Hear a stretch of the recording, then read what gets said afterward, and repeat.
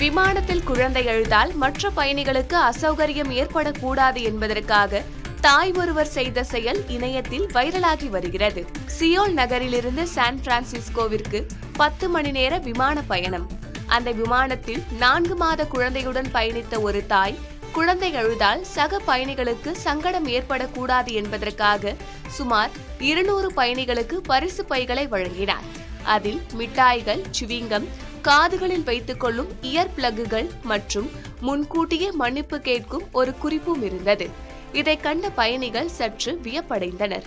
அந்த பைகளில் இருந்த பொருட்களை விட என் குழந்தையால் உங்களுக்கு எந்த தொந்தரவும் இருக்காது என்று அவர் சொல்லாமல் சொன்ன அந்த அன்பான எண்ணம் அனைவரையும் நெகிழ வைத்தது.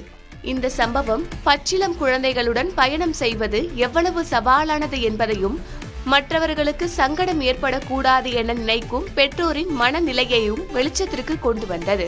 விமான பயணம் முடியும் வரை அந்த குழந்தை ஒரு முறை கூட அழவில்லை என்பதுதான் இதில் இருக்கும் சுவாரஸ்யம்.